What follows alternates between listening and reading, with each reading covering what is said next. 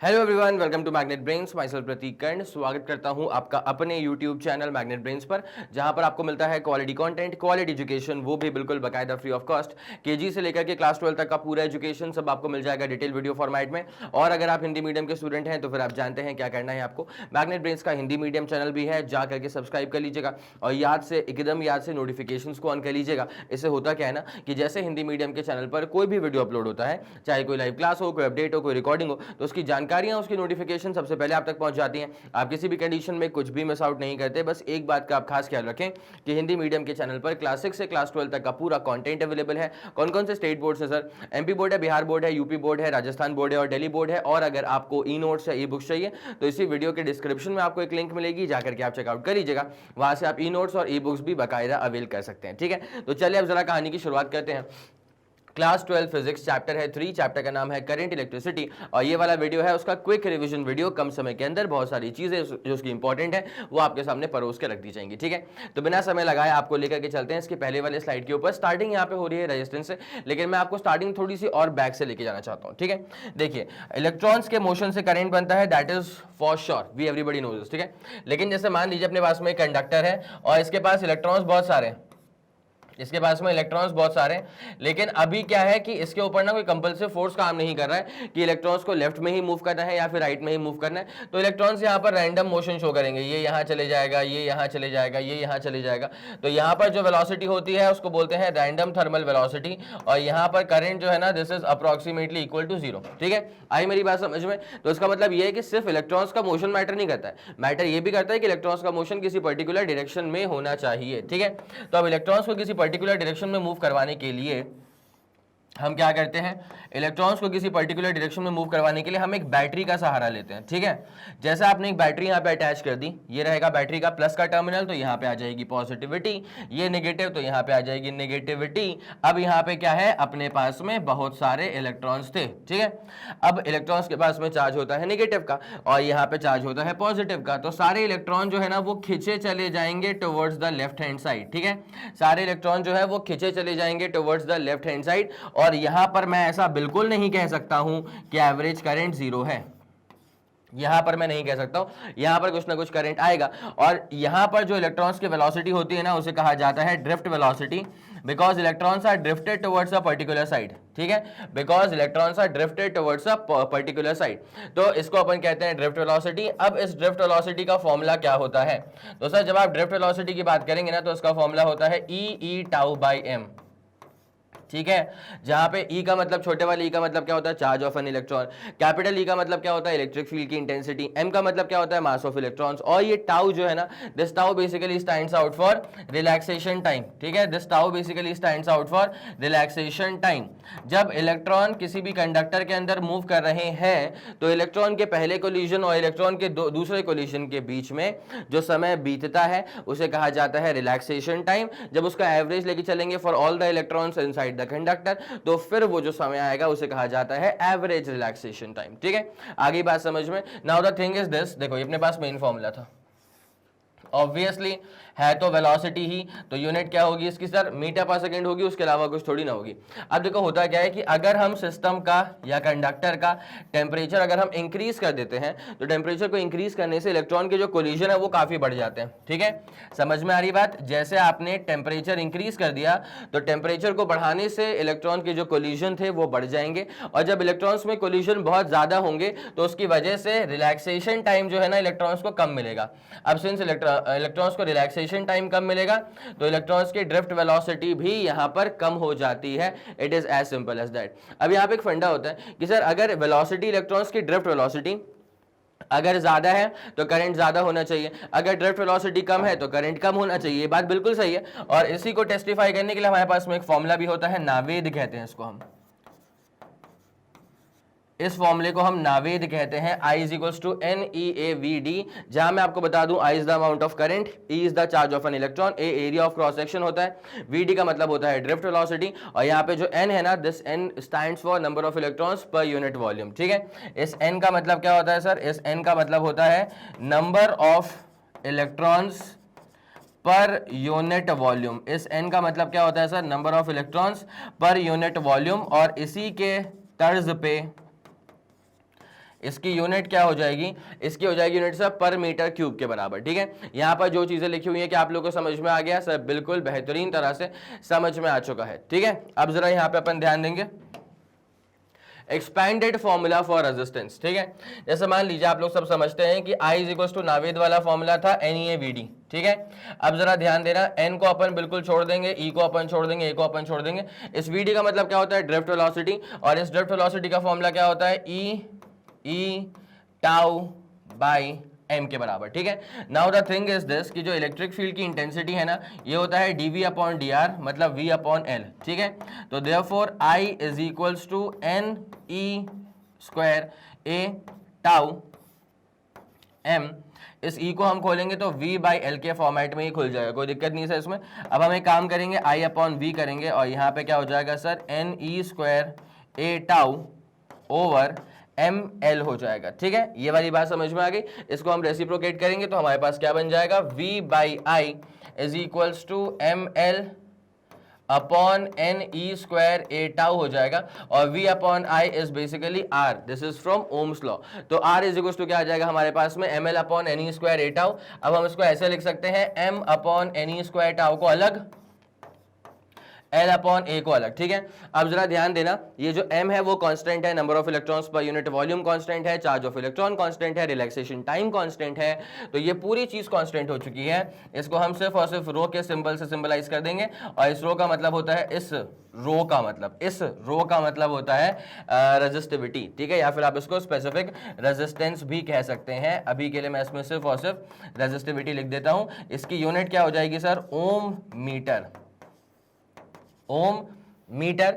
और रेजिस्टेंस की यूनिट क्या होती है सर, वो तो सिर्फ ओम्स के बराबर होती है। ये वाला फंडा आप लोग के दिमाग में पूरा क्लियर है? यस सर, यहां तक का फंडा हमारे दिमाग में जानदार शानदार तरह से क्लियर आउट हो चुका है। ठीक है, अब देखना होता क्या है, करंट को अपन डिफाइन कैसे करते हैं, तो current is defined as the rate of flow of charge. I is equal to क्या हो जाएगा sir, D Q by D T हो जाता है। कभी कोई बोल दे कि करंट इज कॉन्स्टेंट, अगर कभी आपको सुनने में आ जाए कि सर करंट इज कांस्टेंट, तो if something is getting constant it means उसका डिफरेंशिएशन क्या हो जाएगा सर, जीरो। ठीक है, if current is constant then current का जो डिफरेंशिएशन है ना, this will turn out to be nothing but zero के बराबर। क्लियर? यस सर, ये वाला फंडा क्लियर हो चुका है। अब मैं आप लोग को एक फंडा यहाँ पे और बता देता हूं, which is basically called as mobility. ठीक है, मोबिलिटी को अपन म्यू से करेंगे represent. Mobility is defined as the ratio of drift velocity per unit electric field की इंटेंसिटी। ठीक है, मोबिलिटी क्लियर हो चुका है। अब यहीं से हमारे पास अब मौका आ चुका है एक बात समझने का कि देखो रेजिस्टेंस जो होता है ना, वो देखो टेम्परेचर पर डिपेंड कैसे करता है, समझना इस बात को। पहले हम देखते हैं रेजिस्टिविटी। रेजिस्टिविटी में खास बात क्या होती है कि ये ना तो लेंथ ऑफ वायर पे डिपेंड करती है, ना ही ये area of cross section of the conductor पे डिपेंड करती है। लेकिन फिर रो डिपेंड किस पे करता है, दो चीजों पे डिपेंड करता है। एक हम 10th में पढ़ चुके हैं, नेचर ऑफ मटेरियल, और एक और चीज पे डिपेंड करता है, दैट इज टेम्परेचर। हाँ बिल्कुल सही, रेजिस्टिविटी की वैल्यू टेम्परेचर पर डिपेंड करती है। कैसे डिपेंड करेगी सर, देखो ना, m upon n e square tau आ गया, टाउ डिपेंड करता है टेम्परेचर के ऊपर, टेम्परेचर को बढ़ाने से टाउ की वैल्यू कम हो जाती है। तो resistivity depends on nature of material for sure and temperature also. ठीक है, अब यहीं से आप लोगों को लेके चलता हूं एक फॉर्मूले पे, जो फॉर्मूला जोड़ता है रेजिस्टेंस का क्या वैल्यू होगा एट अ गिवन टेम्परेचर। ठीक है, तो resistance at any temperature T is defined as resistance at temperature 0। ठीक है, RT is equals to R0 1 plus alpha delta T। Delta T का मतलब होता है राइज इन द टेम्परेचर, और अल्फा का मतलब क्या होता है, अल्फा का मतलब होता है टेम्परेचर कोएफिशिएंट ऑफ रेजिस्टेंस। ठीक है, अल्फा का मतलब क्या होता है सर, अल्फा का मतलब होता है टेम्परेचर कोएफिशिएंट। अल्फा का मतलब क्या होता है सर, अल्फा का मतलब होता है टेम्परेचर कोएफिशिएंट ऑफ रेजिस्टेंस। क्या आप लोगों के दिमाग में यहां तक का फंडा पूरा क्लियर है? यस सर, जानदार शानदार तरह से क्लियर है। तो RT is equal to R0 1 plus alpha delta T के बराबर आ जाएगा। ठीक है, ये वाली चीज पूरी क्लियर हो चुकी है। अब यहां पे जरा रेजिस्टेंस को देख लेते हैं। तो opposing effect to the flow of current is known as resistance of the conductor, जो कि हम लोग जानते हैं कि भाई कंडक्टर के अंदर इलेक्ट्रॉन्स को फ्लो करने में जितनी परेशानियां आती हैं उसको मेजर किया जाता है रेजिस्टेंस से, और R की वैल्यू लेंथ पर भी डिपेंड करेगी, एरिया ऑफ क्रॉस सेक्शन पर भी डिपेंड करेगी। फॉर्मूला रहेगा इसका R is equal to rho l by a के बराबर। ठीक है, चलिए अब 2 मिनट जरा एक बार अपन ओम्स लॉ चेक कर लेते हैं। ओम्स लॉ में क्या कहा जाता है सर? ओम्स लॉ में ये कहा जाता है कि किसी भी वायर के थ्रू कितना करंट फ्लो करेगा, this directly depends on the amount of potential difference, ठीक है। तो V is equals to I, और यहाँ पे इसका प्रोपोर्शनलिटी कांस्टेंट R आ जाएगा, तो फॉर्मूला हो जाएगा V is equals to I into R के बराबर, ठीक है। अब यहीं पे ना लगे हाथ एक काम करते हैं, रेजिस्टेंस का सीरीज कॉम्बिनेशन और पैरेलल कॉम्बिनेशन देख लेते हैं, ठीक है। अगर आपने रेजिस्टर का सीरीज कॉम्बिनेशन करा है, R1 है और R2 है, तो सीरीज कॉम्बिनेशन में सिंपली आपको ऐड करना पड़ेगा R1 plus R2। Series combination में current is constant, series combination में क्या होता है सर? Current is constant. अच्छा, पोटेंशियल में और मे नॉट बी कांस्टेंट, ठीक है। पोटेंशियल में क्या होता है? पोटेंशियल में और may not be constant. Potential के बारे में कुछ नहीं कहा जा सकता है, depends on the value of resistance, लेकिन current is for sure going to be constant only, ठीक है, इन सीरीज कॉम्बिनेशन। अगर हम पैरेलल कॉम्बिनेशन की बात करते हैं, ठीक है, हम किसकी बात करते हैं? अगर हम बात करते हैं पैरेलल कॉम्बिनेशन की, you have two resistors like this having resistance of R1 and R2, तो यहां पर इसका जो नेट फॉर्मूला बनता है 1 upon resistance in parallel is equals to 1 upon पहले वाले का रेजिस्टेंस प्लस 1 अपॉन दूसरे वाले का रेजिस्टेंस, ठीक है।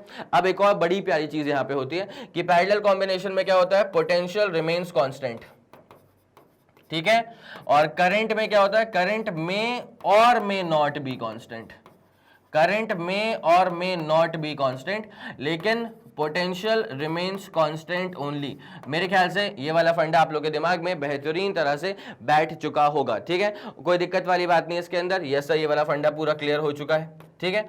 अब इसमें ना अगर अपने पास दो रेजिस्टेंस है तो आप इसके लिए एक फॉर्मूला और अप्लाई कर सकते हैं, लेकिन ये वाला फॉर्मूला वैलिड है only for two devices in parallel, ठीक है, which is nothing but product upon sum. तीन डिवाइसेस आ गए तो फिर तो आप ऐसे ही करो, एलसीएम लेकर के, उसमें कोई दो राय नहीं है। क्या आप लोग के दिमाग में ये वाली चीज बहुत ही शानदार तरह से बैठ चुकी है? यस सर, ये वाला फंडा शानदार जानदार तरह से दिमाग में अपने क्लियर आउट हो चुका है, ठीक है। Okay sir, Ohm's law is all done for you. अब क्या है यहाँ पे? हाँ, सीरीज कॉम्बिनेशन में भाई पोटेंशियल, अच्छा पोटेंशियल दो तरह के होते हैं, पोटेंशियल राइज होता है, पोटेंशियल ड्रॉप होता है, ठीक है। तो अगर किसी भी बैटरी को अगर आप चेक करते हैं तो ये हमेशा पोटेंशियल राइज प्रोड्यूस करेगा, ठीक है, this is going to create a potential rise. लेकिन यहाँ का पोटेंशियल, यहाँ का पोटेंशियल, यहाँ का potential, they are the potential drops. क्यों है पोटेंशियल ड्रॉप्स? क्योंकि वहां पर रजिस्टर है, रजिस्टर कभी भी एनर्जी को सप्लाई नहीं करता, वो हमेशा एनर्जी को कंज्यूम करता है, ठीक है। ओके सर, पैरेलल कॉम्बिनेशन हम लोग देख चुके हैं, इसमें कोई दो राय नहीं है। अब यहाँ पे हम लोग आ रहे हैं ग्रुपिंग ऑफ सेल्स के ऊपर। उसके पहले मैं आप लोग को किरचॉफ लॉ से एक बार वाकिफ करवा देता हूं, ठीक है। तो किरचॉफ के बेसिकली दो लॉज थे। पहला होता है किरचॉफ करंट लॉ, KCL। इसमें बस ये कहा जाता है कि summation of all the incoming current equal to क्या है sir? Summation of all the outgoing current, ठीक है। किसी भी नोड पे जितना करंट आएगा उतना ही करंट वहां से जाएगा भी जरूर, ठीक है। जैसे मान लीजिए फॉर एग्जांपल आने वाला करंट है I1, I2, I3, लेकिन जाने वाला करंट है I4, I5, ठीक है। तो summation of all the incoming current I1 plus I2 plus I3 is equals to summation of all the outgoing current, मतलब I4 प्लस I5, ठीक है। यस सर, ये वाला फंडा हमारा पूरा क्लियर हो चुका है। दूसरे वाले पे आते हैं which is Kirchhoff voltage law. दूसरे वाले पे आते हैं which is Kirchhoff's voltage law. तो किरचॉफ वोल्टेज लॉ में क्या होता है? Summation of all the potential rises is equals to all the potential drop, ठीक है। तो जैसे मान लो एक सर्किट है हमारे पास में, लेट्स सपोज ये हमारे पास में एक सर्किट है, और इसमें हो क्या रहा है सर? इसमें ना यहाँ पे हमारे पास में एक बैटरी का पोटेंशियल था, लेट्स सपोज पोटेंशियल V के बराबर है, resistance R1, resistance R2, resistance R3, but potential drop V1, potential drop V2 and potential drop is V3, ठीक है। तो यहाँ पे क्या होता है? Summation of all the potential rise is equal to summation of all the potential drop, ठीक है। तो V1 plus V2 plus V3 के बराबर हो जाएगा। क्या आप लोग के दिमाग में ये वाला फंडा पूरा क्लियर है? यस सर, जानदार शानदार तरह से क्लियर है, कोई दिक्कत नहीं। अब यहाँ पे ना मैं आप लोगों को सिखाता हूँ कि हम इक्वेशन को कैसे लिखा करते थे, जो हम लोग ने रिकॉर्डिंग में बहुत भर भर के पढ़ के रखा है, ठीक है। उसमें हम एक स्टेटमेंट पे काम करते थे, jump the device and right the potential, ठीक है। Jump the device and right the potential. Now sir, potential को कैसे लिखा जाएगा, उसकी इक्वेशन क्या होती है? तो सर पोटेंशियल की इक्वेशन होती है V is to I R के बराबर, ठीक है। अब जरा यहाँ पे आप फोकस करेंगे, जैसे मान लीजिए फॉर एग्जांपल एक रजिस्टर हमारे पास में ऐसा है, ठीक है, इसके रेजिस्टेंस की वैल्यू R1 है। Now current is flowing like just I के बराबर, ठीक है। तो करंट फ्लो करता है from high potential to low potential, high को हम लिखते हैं प्लस, लो को हम लिखते हैं माइनस। जैसे आप आओगे ना, just jump the device, jump the device पे आप कहाँ गिरे, तो आपको बोलना है सर लो पोटेंशियल पे गिरे, तो लो का मतलब minus, and what is the potential sir I into R1। Equation लिखने के टाइम पे इसका बहुत ज्यादा यूज हुआ करता था, ठीक है। ये वाली बात समझ में आ गई है पक्का सर, ये वाला फंडा पूरा जानदार शानदार तरह से क्लियर आउट हो चुका है, ठीक है। एक सिंपल सा अपन क्वेश्चन एक बार देख लेते हैं कि how to write the equation, I am just telling you, ठीक है। तो लेट्स सपोज हमारे पास में हम एक काम करते हैं, एक सर्किट बनाते हैं जिसमें हमारे पास में क्या है, एक रजिस्टर होगा, ठीक है। एक रजिस्टर ये रहा अपने पास में, लेट्स सपोज R1 इसको नाम दे दो। उसके बाद एक रजिस्टर अपने पास में ये रहा, उसके बाद एक कनेक्शन के लिए अपने पास एक बैटरी यहाँ पे रही, उसके बाद फिर भाई एक रजिस्टर और अपन यहाँ पे लगा के रख देते हैं एक बैटरी कॉम्बिनेशन के साथ, ठीक है। This was R1, this was R2 and this was R3, ठीक है। इसका वोल्टेज V1 मान लो, इसका वोल्टेज V2 मान लो। अब इस सर्किट को अपन सॉल्व कैसे करेंगे, तो नॉर्मल सा एक करंट डिस्ट्रीब्यूशन करना पड़ेगा इसके थ्रू। मान लो कि ये वाला बैटरी से अपन ने करा करंट डिस्ट्रीब्यूशन I यहाँ तक पहुंचा, उसमें से नीचे करंट गया I1 और फिर आगे की तरफ करंट जा रहा है अपने पास में I माइनस I1 के बराबर, ठीक है। और फिर यहाँ पे वापस करंट कितना आ जाएगा सर, I के बराबर। कोई दिक्कत नहीं सर, कोई दिक्कत नहीं है। करंट फ्लो कर रहा है हाई पोटेंशियल से लो पोटेंशियल, हाई पोटेंशियल से लो पोटेंशियल, हाई पोटेंशियल से लो पोटेंशियल, ठीक है। तो क्या हो जाएगा सर, माइनस IR1 माइनस का I1 R3 और प्लस का कितना हो जाएगा V1, काम खत्म, तो equal to 0, this becomes your first equation, ठीक है। अब यहाँ पे बात करते हैं, तो माइनस का क्या हो जाएगा सर, करंट अपने पास में है I minus I1 into resistance कितना है R2 है। उसके बाद फिर इसको जंप करेंगे तो माइनस का V2 आ जाएगा, इसको जंप करेंगे तो हम गिरेंगे हाई पोटेंशियल पे, तो प्लस का I1 R3 हो जाएगा and this is equal to 0। ये हमारे पास बन जाएगी सेकंड इक्वेशन। फिर इसको अपन फर्दर सॉल्व करते हैं, उसके बाद जो भी I निकालना हो, I1 निकालना हो, सब मिल जाता है, ठीक है। Okay sir, done done done done, इसमें कोई दिक्कत वाली बात बिल्कुल भी नहीं आ रही है, ठीक है। हाँ जी, अपने पास क्या होता है भाई, सीरीज का मतलब सेल्स का सीरीज कॉम्बिनेशन होता है। इसमें आप देख सकते हैं कि नेट वोल्टेज कितना बचेगा भाई, नेट वोल्टेज बचेगा तीनों चारों का समेशन n टाइम्स ई के बराबर। मान लो n नंबर ऑफ सेल्स लगा के रखें सीरीज में और आइडेंटिकल थे तो n टाइम्स ई के बराबर। उसके बाद रेजिस्टेंस क्या बचेगा, एक एक्सटर्नल रेजिस्टेंस जो लगा हुआ है ना R के बराबर, वो तो रहेगा, ठीक है। उसके बाद इसके जो इंटरनल रेजिस्टेंसेज रहेंगे, इसके जो इंटरनल रेजिस्टेंसेज रहेंगे, इसका R1 R3 Rn, ठीक है। उन सबको भी हमको ऐड ही करना पड़ेगा, अगर आइडेंटिकल था तो सीधे n टाइम्स R कर देंगे, ठीक है। Okay sir, done done done done, ये वाला फंडा समझ में आ गया। अगला हमारे पास में क्या होगा, इसी का पैरेलल कॉम्बिनेशन होगा, जहां पे आपको दिख रहा है कि यहाँ पे सेल्स का पैरेलल कॉम्बिनेशन अगर होगा तो EMF पे कोई फर्क नहीं पड़ता, EMF E के बराबर ही रहेगा। लेकिन रेजिस्टेंस पे क्या हो जाएगा, एक्सटर्नल रेजिस्टेंस अपने पास में R के बराबर था, प्लस इंटरनल क्या हो जाएगा अपने पास में, इंटरनल एक सेल का R के बराबर है और ऐसे m नंबर ऑफ सेल्स लगे हुए थे, तो R plus R by M करना पड़ेगा just for the calculation of resistances, ठीक है। आगे बात समझ, यस सर, ये वाला फंडा समझ में आ चुका है। अब मैं आप लोगों को लेकर के आ रहा हूं एक और चीज के ऊपर, यार जरा देख लो। उसमें there is something called as conductance, ठीक है, there is something called as conductance. 2 minute का समय दीजिएगा बस, ठीक है। There is something called as conductance. तो सर कंडक्टेंस को हम कैसे करते हैं रिप्रेजेंट, कंडक्टेंस को पहली बात तो हम करेंगे G से रिप्रेजेंट, ठीक है। कंडक्टेंस को हम करेंगे किससे सर, G से करेंगे represent. This is 1 upon resistance, मतलब पर ओम या MHO या साइमन इसकी यूनिट हो जाती है, ठीक है। वैसे ही हम there is something called as conductivity, जैसे कंडक्टेंस होता है रेजिस्टेंस का रेसिप्रोकल, वैसे ही कंडक्टिविटी होती है रेजिस्टिविटी की रेसिप्रोकल, ठीक है। ओके सर, ये वाला फंडा समझ में आ चुका है। अब there is something called as current density, ठीक है। इस करंट डेंसिटी को हम बेसिकली J से करेंगे रिप्रेजेंट, करंट डेंसिटी को J से करेंगे रिप्रेजेंट। इसका फॉर्मूला क्या होता है, current per unit area that itself is current density के बराबर। क्या आप लोग के दिमाग में ये वाला फंडा जानदार शानदार तरह से क्लियर हो चुका है? यस सर, बिल्कुल क्लियर हो चुका है, इसमें कोई दो राय नहीं है, ठीक है। ओके सर, अब यहाँ पे अपने पास में क्या है, सेल्स इन मल्टीपल कॉम्बिनेशन। यहाँ पे अपने पास देख लो भैया, सीरीज कॉम्बिनेशन भी चल रहा है और पैरेलल कॉम्बिनेशन भी चल रहा है, ठीक है। मतलब n नंबर ऑफ सेल्स लगे हुए हैं सीरीज में और m नंबर ऑफ सेल्स लगा करके रखे हुए हैं अपन ने पैरेलल में, ठीक है। तो नेट वोल्टेज कितना होगा, मैं आपको बताऊं नेट वोल्टेज के बारे में। भाई देखो, एक सेल का वोल्टेज E के बराबर था, ऐसे n नंबर ऑफ सेल्स लगे हुए हैं तो n टाइम्स E के बराबर अपने पास में नेट वोल्टेज बन जाएगा। और पैरेलल में उससे कोई फर्क नहीं पड़ता है भाई, पैरेलल में अगर एक में मान लो 10 वोल्ट है तो पैरेलल में हर तरफ 10 वोल्ट ही रहता है। इसमें कोई दो राय नहीं सर, कोई दो राय नहीं है। n is the number of rows, m is the number of cells. अच्छा, एक रो में m नंबर ऑफ सेल्स थे। ओके ओके ओके, ठीक है, ये अपने पास फॉर्मूला था। अब उसके बाद आ जाते हैं इलेक्ट्रिकल पावर के ऊपर। तो इलेक्ट्रिकल पावर को समझने के लिए सिंपल सी बात होती है, पावर का फॉर्मूला क्या होता है? Work upon time. पावर का फॉर्मूला क्या होता है सर? वर्क अपॉन टाइम के बराबर होता है। वर्क क्या होता है? QV, यहाँ पे आ जाएगा QV अपॉन T। तो अपने पास में फॉर्मूला क्या बन जाएगा? V, और Q अपॉन T करेंगे तो I के बराबर आ जाएगा। तो पावर का फॉर्मूला यहां से एक बन जाएगा VI, सॉल्व आउट करेंगे I स्क्वायर R, और सॉल्व आउट करेंगे तो V स्क्वायर बाई R। तो this is going to be the formula for power, this is going to be the formula for power. इसकी यूनिट क्या हो जाएगी sir? Unit तो वही रहती है वॉट्स के बराबर, इसमें कोई दो राय नहीं है, यूनिट एग्जैक्टली वॉट्स के बराबर ही रहने वाली है। पक्का? यस सर, ये वाली बात समझ में आ चुकी है। अब मैं आप लोगों को लेके चलना चाहता हूँ एक बहुत ही प्यारी चीज के ऊपर, जिसे कहा जाता है व्हीटस्टोन ब्रिज। ठीक है, एक सेकेंड यार, व्हीटस्टोन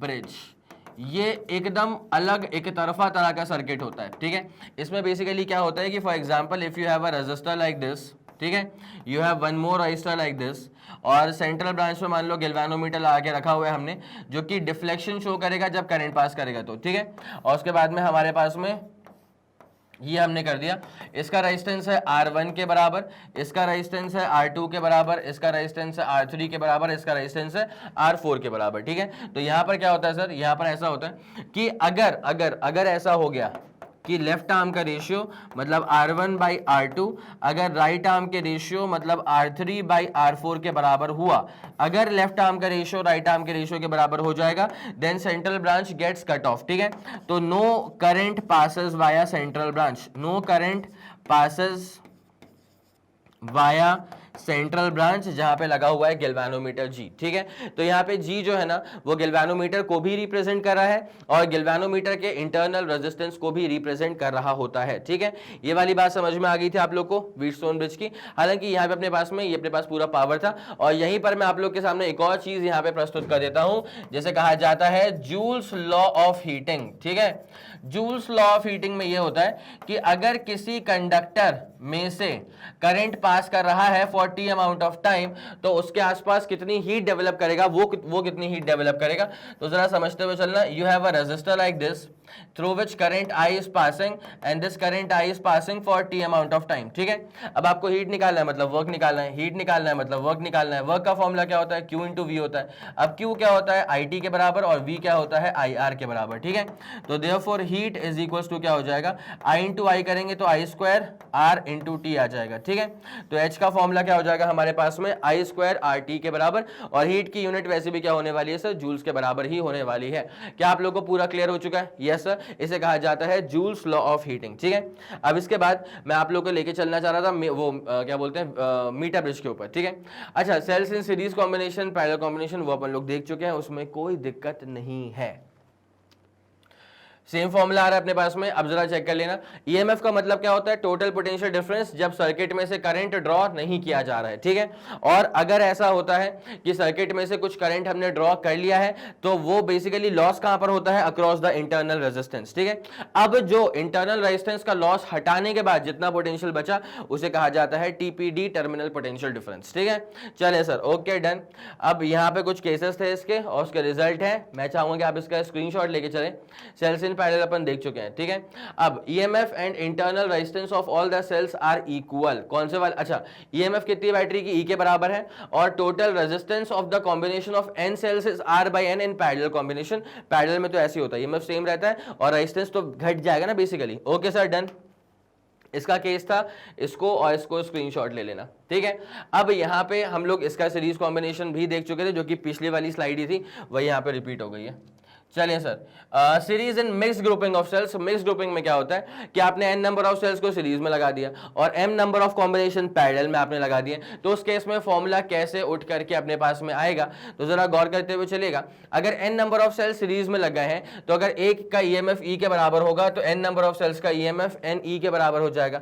नीचे बारी किसकी आती है सर, रेजिस्टेंस की आती है। देखो तो यहाँ पे क्या होता है ना, रेजिस्टेंस वाले केस में बेसिकली क्या होने वाला है, एक बैटरी का जो इंटरनल रेजिस्टेंस है वो आर के बराबर है, ऐसे n नंबर ऑफ बैटरीज लग गए तो nr के बराबर हो जाएगा। तो एक सीरीज में nr का रेजिस्टेंस है लेकिन वो लग गया है m टाइम्स पैरेलल में, तो आप इसको डिवाइड कर दीजिएगा m से। ये तो इंटरनल रेजिस्टेंस का मसला हो गया, साथ में आपको एक्सटर्नल रेजिस्टेंस भी तो मैच करना पड़ेगा, मतलब ऐड करना पड़ेगा। तो ये आ गया अपने पास में टोटल रेजिस्टेंस, जो कि यहाँ पे बाकायदा डिनोमिनेटर में गिवन है। कोई दिक्कत नहीं सर, कोई दिक्कत नहीं है, ये वाला फंडा क्लियर हो चुका है। इलेक्ट्रिकल पावर हम लोग देख चुके थे, v square by R, I square R और वी आई, ठीक है। अब यहाँ पे एमीटर जो होता है, एमीटर एक ऐसा डिवाइस होता है जो कि करंट को मेजर करता है। डिटेक्शन वाला काम तो गैल्वेनोमीटर का होता है, ठीक है। अब शंट क्या होता है, shunt is a low resistance which is placed in parallel. मान लीजिए फॉर एग्जांपल आपके पास में कोई बहुत ही सेंसिटिव डिवाइस है, इसका रेजिस्टेंस आर के बराबर है, ठीक है। ये डिवाइस बहुत सेंसिटिव है, आप उसको सेफगार्ड करना चाहते हैं, आप चाहते हैं कि बहुत सारा करंट इसके थ्रू पास नहीं कर जाए, तो आप इसके पैरेलल में ना एक शंट नाम का रेजिस्टेंस लगा देते हैं, ठीक है। Shunt is a low resistance device. तो अगर मान लीजिए 100 एम्पियर करंट अगर यहां से आ भी रहा है तो ये 99 एम्पियर जो है वो ऊपर वाले शंट में से पास कर जाएगा, और जिस डिवाइस को आपको सेफगार्ड करना था वो सेफगार्ड हो गया, उसमें से सिर्फ और सिर्फ 1 एम्पियर करंट पास कर रहा है, ठीक है। ओके सर, मीटा ब्रिज क्या होता है, मीटा ब्रिज एक ऐसा अपने पास एक्सपेरिमेंटल सेटअप होता है जिसकी हेल्प से हम एक्सटर्नल अननोन रेजिस्टेंस की वैल्यू निकाल सकते हैं। ये काम करता है व्हीटस्टोन ब्रिज के कंडीशन के ऊपर, बैलेंस कंडीशन आप लोगों ने करके रखा होगा इस पर बेस्ड एक्सपेरिमेंट, जिसमें एक जॉकी होता है, उसको हम नल डिफ्लेक्शन पॉइंट पे लगा के रख देते हैं। जॉकी में लगा हुआ है गैल्वेनोमीटर, अगर गैल्वेनोमीटर में डिफ्लेक्शन 0 आ रहा है, नल डिफ्लेक्शन, इसका मतलब कि सर्किट पूरा बैलेंस कंडीशन में है, मतलब लेफ्ट आर्म का रेशियो राइट आर्म के रेशियो के बराबर होगा, ठीक है। और उसी के हेल्प से हम यहाँ पे नॉन रेजिस्टेंस S की वैल्यू को फाइंड आउट कर लिया करते हैं।